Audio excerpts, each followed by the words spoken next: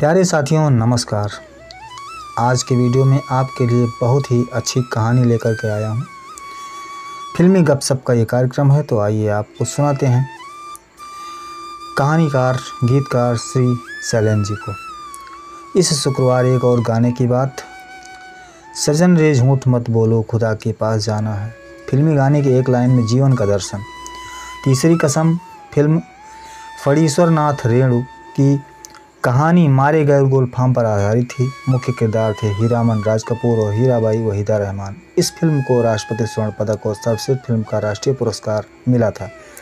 Film में 8 गाने थे, सभी एक से बढ़कर एक। शैलेंद्र के लिखे और मुकेश के गाए इस गाने ने फिल्म के नायक के सहज सरल जीवन दर्शन को बताया था। शैलेंद्र ने इस गाने के 10 शब्दों में ही बहुत कुछ कह दिया था। शैलेंद्र ने लिख दिया कि झूठ बोलकर भी अगर तुमने कमाया है तो वो किसी काम का नहीं। तुम्हारा सारा माल असबाब यहीं रह जाएगा। जब सब कुछ यहीं रह जाना है तो फिर अकड़ किस बात की। प्रभु के सामने यह सिर तो झुकना ही है। याद करो कबीर लिख गए हैं ना, मत कर माया को अहंकार, मत कर काया को अभिमान। कायागार से काची ऐसा सख्त था महाराज, जिनका मुल्कों में राज, जिन घर झूलता हाथी रे, जिन घर घर झूलता हाथी रे, उन घर दिया न बाती। इस गाने में ही शैलेंद्र ने आगे एक और गहरी बात कह दी। झूठ फरेब कितना भी कर लो, जाना तो वहीं पर है। इसके लिए कितने भी पोथी पन्ने लिख लो, बही चढ़ा लो, इतना लिख लिख के भी क्या हो जाएगा। और वहाँ जाने के लिए किसी तरह के हाथी घोड़े की ज़रूरत नहीं, किसी साइकिल या मर्सिडीज़ का वहाँ काम नहीं। सारा हिसाब यहीं पर होना है। क्या पता यमराज के भैंसे पर चढ़कर जाना पड़े या गाय की पूँछ पकड़कर। इसीलिए लिखा गया, भला कीजिए भला होगा, बुरा कीजिए बुरा होगा, बही लिख लिख के क्या होगा, यहीं सब कुछ चुकाना है।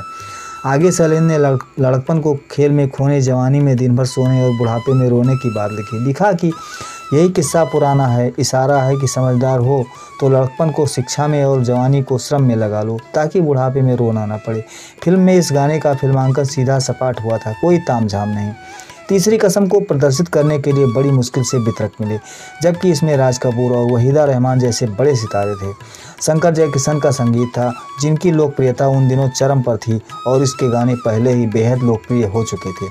लेकिन इस फिल्म को खरीदने वाला कोई नहीं था। इस संवेदनशील फिल्म की भावनाएं तब लोगों की समझ से परे थी। बड़ी मुश्किल से फिल्म तीसरी कसम रिलीज़ हुई थी। इसका कोई प्रचार नहीं हुआ। फिल्म कब आई कब गई कोई हलचल ही नहीं थी। प्रेम कहानियों पर हजारों फिल्में बनी, पर तीसरी कसम जैसी कोई नहीं। यह सबसे अलग है। यह एक अंचल की कथा है जिसका परिवेश ग्रामीण है, जहां जीविका का साधन खेती और पशुपालन है। तीसरी कसम की व्याख्या एक रोड ट्रिप फिल्म के रूप में की जा सकती है, जहां 2 अजनबी हैं, एक पुरुष गाड़ीवान जिसमें राज कपूर, जिसके संस्कारी परिवार वालों ने कभी भी नौटंकी न देखने के लिए कहा है, और एक महिला यात्री वहीदा रहमान, जो एक नौटंकी वाली है और अनजान मर्दों के सामने नाचती गाती है। 30 घंटे की यात्रा के दौरान दोनों अनकहे प्रेम संबंधों में बंध जाते हैं। हीरो बहुत सीधा साधा है, जिसे आज की दुनिया में लल्लू कहा जा सकता है। हीरोइन ने नौटंकी करने के दौरान दुनिया देखी है। हीरो नौटंकी वाली को देवी समझता है, देवी की उसकी अपनी परिभाषा है। हीरोइन इस बात पर फिदा है कि कोई ऐसा शख्स उसे प्रोटेक्ट करना चाहता है जिसे खुद ही प्रोटेक्शन की ज़रूरत है।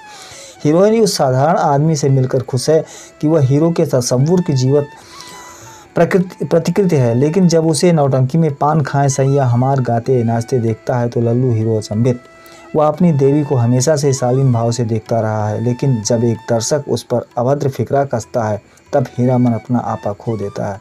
फिल्म का अंत जीवन में 2 कस्में खा चुके हीरो की इस कसम से होता है कि अब मैं किसी नौटंकी वाली को सवारी के रूप में नहीं बैठाऊंगा।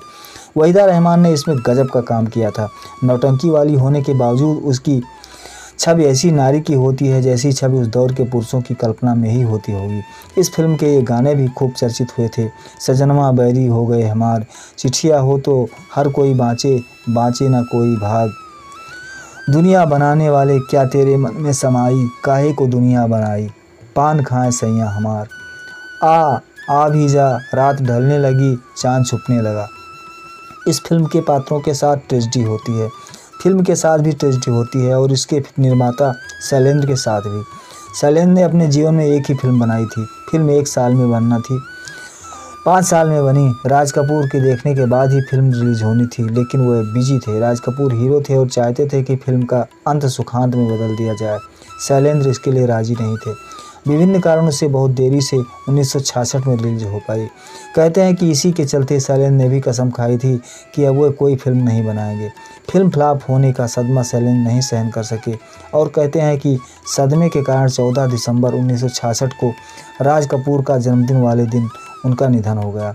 कहते हैं कि राज कपूर ने इस फिल्म के लिए केवल ₹1 का मेहनताना लिया था। संगीतकार शंकर जयकिशन और मुकेश ने भी नाम मात्र की फीस ली थी। फिल्म का कुछ भाग मध्य प्रदेश में शूट किया गया था और कई सीन राज कपूर के चेंबूर स्थित आरके स्टूडियो में फिल्माए गए थे। फिल्म में जिस बैलगाड़ी का प्रयोग हुआ वो गाड़ी बैल और एक गाड़ीवान की व्यवस्था बिहार के फारबिसगंज से की गई।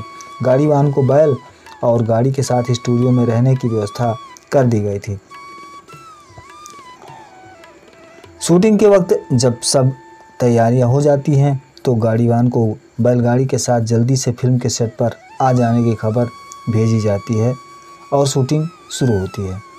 कामकाज ठीक चल रहा था। एक दिन जब सारी तैयारियां हो गईं, वहीदा और राज कपूर आ गए। तब गाड़ीवान रोनी सी सूरत बनाकर आया और बोला, साहब गाड़ी ना ला सकत, बैल मर गयो। शूटिंग की तैयारी में जुटे शैलेंद्र दौड़े दौड़े गाड़ीवान के पास गए और गाड़ीवान से बोले, नया बैल कितने में आएगा? पहले से तैयार गाड़ीवान ने एक रकम बताई जिसे शैलेंद्र ने तत्काल निकाल कर दी।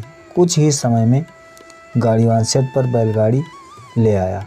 शैलेंद्र को नए और पुराने बैल में कोई अंतर ही नहीं नजर आया। वह गाड़ीवान को देखकर सिर्फ मुस्कुराए। शैलेंद्र ने गाड़ीवान को ना तो कभी बेइज्जत किया और ना ही डांटा।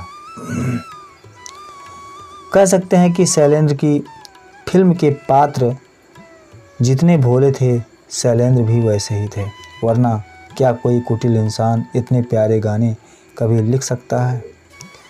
तो ये कहानी आपको कैसी लगी शैलेंद्र जी की, जिन्होंने अपने गीतों के माध्यम से अपने जीवन को धन्य कर दिया, अपने जीवन को अमर कर दिया। अगर ये कहानी आपको पसंद आई हो तो इस वीडियो को लाइक कीजिए, शेयर कीजिए और अगर आप मेरे YouTube चैनल पर नए हैं तो मेरे YouTube चैनल को सब्सक्राइब कीजिए और अपने मित्रों में भी शेयर कीजिए।